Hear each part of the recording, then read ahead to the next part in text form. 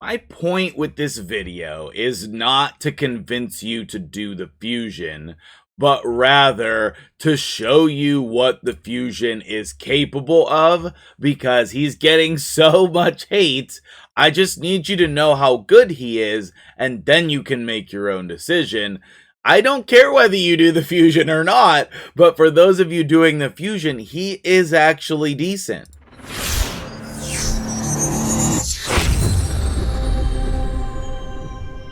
What's up, guys? MtgJedi here. How you doing today? This is not a sales pitch. This is just actionable information, and so that you know what's going on, okay? I know a lot of people are skipping this fusion due to fusion event overload in the game, and that is perfectly fine. I'm not trying to say otherwise.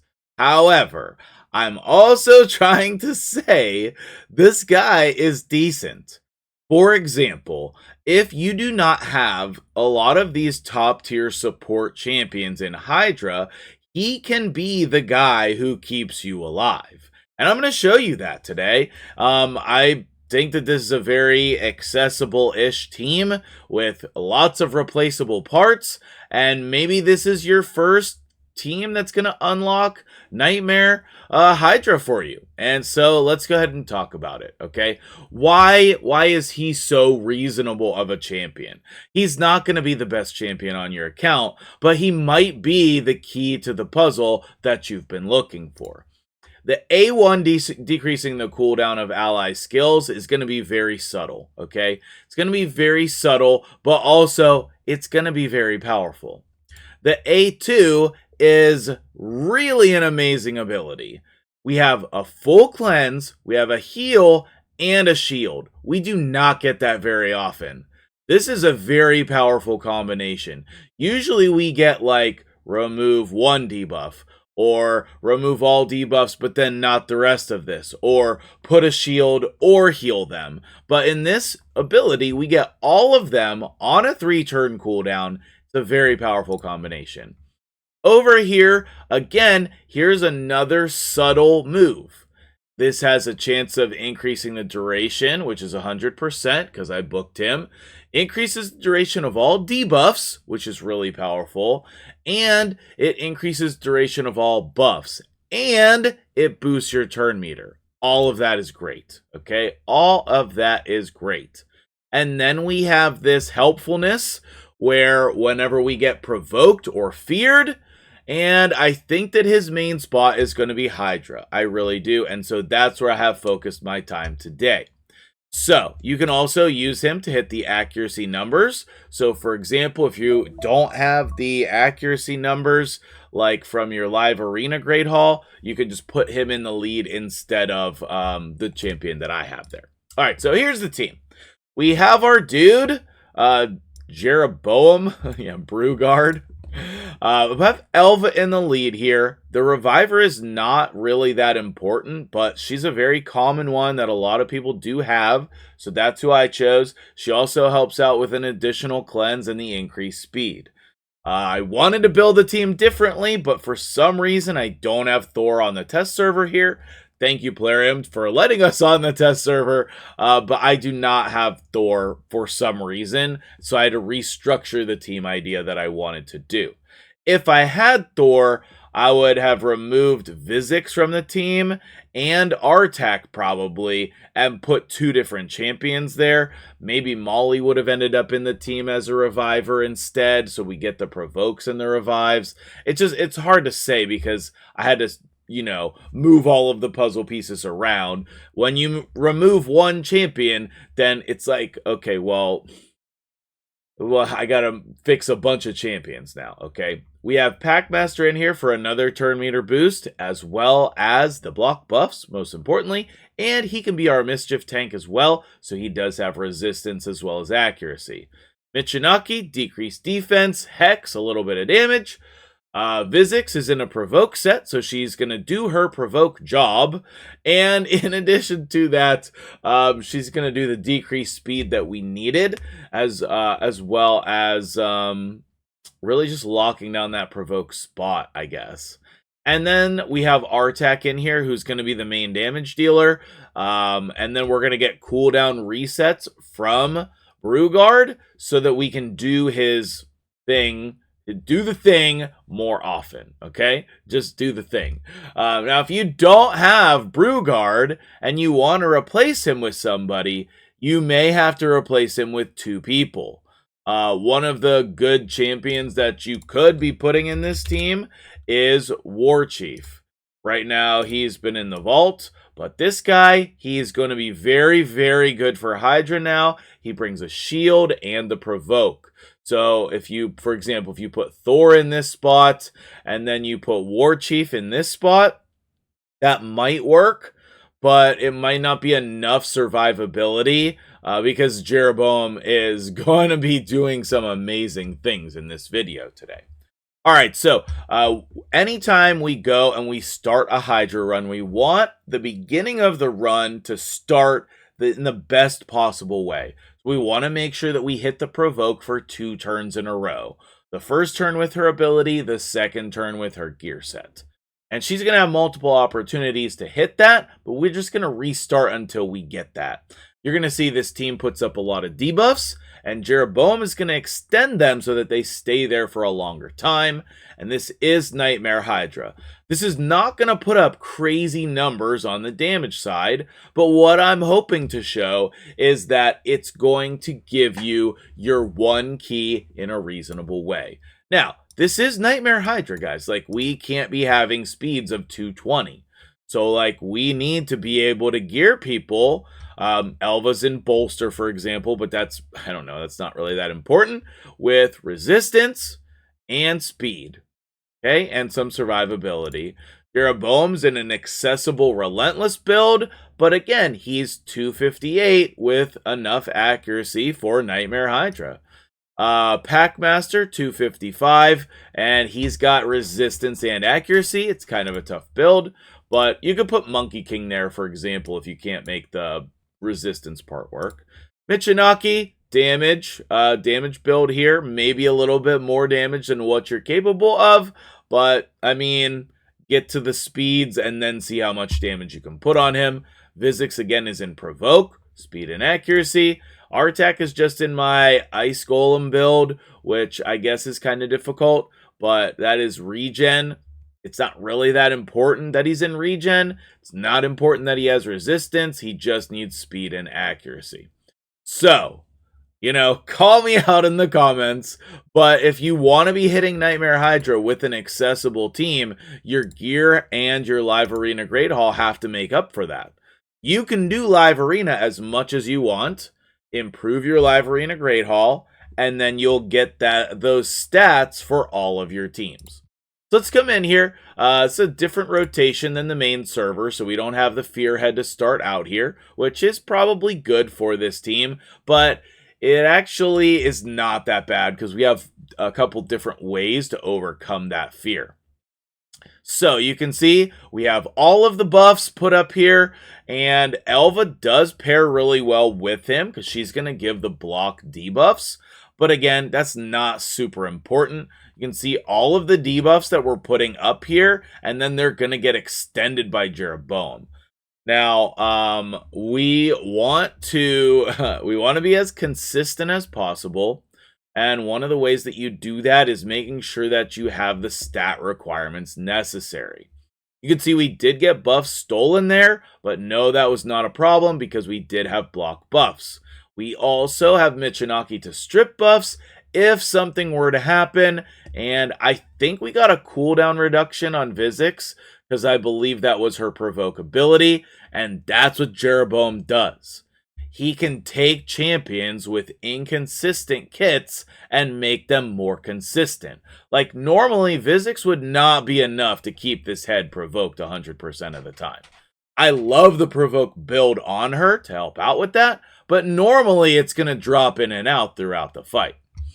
So what we're going to see here is Jeroboam come in, use his abilities, and, like, get us back where we need to go. Elva did a cleanse there, and now Jeroboam's going to come in with the rest of the protection. I would like to like kind of alternate Jeroboam and Elva. So if you were manualing this, you would just wait to use the abilities and offset them. I tried to do that with the presets, but you know, being that they're at different speeds and different things are happening throughout the fight, it's kind of hard to have that happen. Now, another thing that you'll notice about this team here is that I don't really have any squishy, super squishy champions in here, but I also don't have people built for like crazy tanky stats or anything, okay? Physics is actually a champion that's very hard to keep alive because she's putting that ally protection up and taking a lot of damage. And that's exactly why we have a reviver in the team.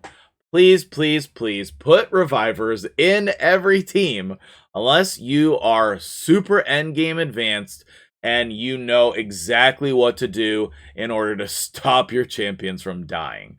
But you know, I think the best bet is to just have a reviver that is good for Hydra in your team, and then that way you don't have to worry about it. The RNG can come and go, you can revive, and you will be able to survive.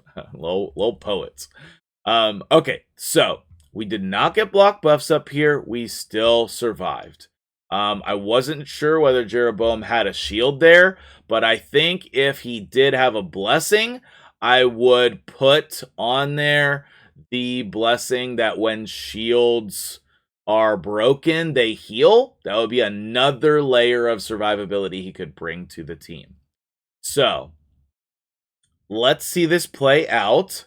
And then you guys can let me know in the comments what you think of him. Even if you're not going for him and you're just watching this out of curiosity to see what his potential is, let me know what you think about this showcase. You can watch videos just for the enjoyment of them. It doesn't always have to be something that you need here, okay? Now, I also have not built Jeroboam for crazy stats either. I wanted his build in particular to be as accessible as possible. And so hopefully I have accomplished that goal. Hopefully. I mean, you guys let me know if that is the case or not. But like, I didn't want him, you know, at like 100k HP putting up crazy insane shields, and then you're like, I built this build and you said he was good. So I really tried on his build to make him pretty reasonable. And for whatever reason, Packmaster is not a lot of the times on this run drawing the mischief. So that's interesting. I would try to probably optimize that if I was going to run this team. But, you know, like I said, our goal here with this team is to hit the 1 key on Nightmare. That's our goal. And Jeroboam is going to be the key to that. You could probably try to use just another champion who is providing a shield bonus. Like Lana Tharl might be another good example of a champion you could put in here, because he would bring a shield and an ally attack to give more damage. If we had Thor here, I don't think we would need to be worrying about damage at all. Thor would add a significant amount of damage to this team. And then we would be able to like rearrange it, restructure it, etc. Why don't you guys suggest some other champion changes that we can put for this team? I'd love to hear from you. And let's go ahead and let this run here. I guess I should be targeting the provoke head in order to like really lock that down. I don't know. I kind of want it to be full auto anyway, so that shouldn't matter. All right, let's see how it plays out. I think that this is going to be kind of close getting to the 1 key, but it seems pretty stable. So I didn't want to like super crazy optimize this team and then make it, you know, unrelatable to what you can do on your account. Maybe I've already done that with the gear, but, you know, this is what you need in order to be able to do Nightmare Hydra. So anyway, I'll be back and we'll look at the damage and see what's what and see what we can get out of this team. Noah wanted to come say hi, so let's do a little damage check here. We got the team working well over here. Everybody is able to be freed. We do have some fears that we're dealing with, but round about turn 100, we should be getting to the 1 key, maybe even before. So this is going fairly well, and I think that this is a pretty reasonable setup for getting that 1 key. So maybe this guy could be your key to that. And the key to my heart is this boy. Say hi. Hi. All right, let's get to that damage screen. Oh yeah, turn over turn 100, and we are well past the 1 key here. And one of the cool things that I want to say about this team is like this is the minimum amount of damage that you can get out of a team. Like if you make a couple changes here, you could get a lot more damage. So I think Nightmare Hydra, a lot of the times is just like some patience, you know, like you have to have the gear to be able to hit these like here's what it is, okay? 250 I consider as a minimum speed requirement for really brutal and nightmare. It's a little bit less important on brutal, but on nightmare it's kind of like yeah, you should be able to hit 250 speed. And if you can't, then you're going to struggle with trying to keep up with the Hydra. You're not going to be able to cycle through all of your abilities quickly enough. And then that's going to just lead to not a good result. So, this seems great. I'm pleased. I thought we were going to be ending the run around turn 100, but it seems to be going well. So hopefully we're going to keep going and get some good results out of this. And I think that a lot of that is a testament to us having all of the abilities we need on the team, but also Jeroboam resetting the cooldowns of people's skills repeatedly again is going to boost the damage on our whole team. It's going to provide that stability that we're looking for. With Michinaki being able to do his ability sooner, and especially Artak. I would think coming out of here, once we get to the damage screen, I would think Artak would be doing really the majority of the damage in this team. But any HP burn champion is going to do a lot of damage in Hydra. So keep that in mind. Like if for some reason you don't have Artak and you're like, I have everyone in this team except Artak. Nah, it's just like any HP burn champion's going to do that. Like, for example, if we took Michinaki out, we put another Hex champion in there, and we put, like, Venus, for example, who just has HP burn and other debuffs that we want. You know, anybody who's doing HP burn is obviously going to be doing a lot of damage in Hydra. So, I don't know. We'll probably finish up with the damage screen here because we've well surpassed my expectations for this team, and I think that's Jeroboam just showing how good he is. I was working on the thumbnail, and then I was like, okay, well, I better go actually finish the video first. But anyway, you can see Michinaki coming in here with the damage due to all of the Hex damage and a little bit of HP burns, and then Artak carrying the load. Jeroboam, you know, not going to be doing the damage. He's enabling the damage, but 70... almost 71 million is a great result for a very budget-friendly Nightmare team. Maybe we should, tell me who else would be better options for budget teams for Hydra.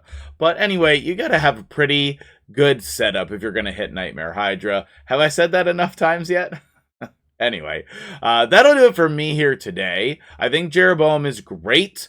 And again, this is not a crazy setup on him. We do not have a crazy amount of defense. Like, or not even 4,000 defense. So his shield was not that crazy. It could even be more supportive. Like if I were to put him in some of my better gear, we could get those stats up tremendously higher, and then that shield would be even bigger. But, you know, I think that this is an accessible, reasonable build for you to shoot for. And then you can also slot him into more endgame teams. Let me mention that here at the end of the video real quick as well. Just as a quick example of something we could do here, this Valkynon can be literally any damage dealer, but if we have our block buffs, we can turn that into our HP burn. We have Sifi in here for our revive, our turn meter boost, etc. We keep our Jeroboam and our decreased defense champion, and then our provoke we could upgrade from Vizix here to Harima. And then, as I said, like, this Valkynon can be literally anyone. You know, so, like, let's say that you have Mikage. You could put her in there. Let's say you have Toshiro. I mean, he would be absolutely ridiculous. But even somebody like your Rathlos Blademaster could go in there. Your Thor could go in there. Literally anybody could go in there. And Sifi, not that important there either. Block buffs could be anybody. It's just, you know, all of that stuff works together, but you could upgrade depending on what your setup is. Fitting an ally attack champion in here would be great as well. Either way, I hope you appreciate this video because I made it just for you to be helpful. Thank you for watching, and I'll see you guys in the next video.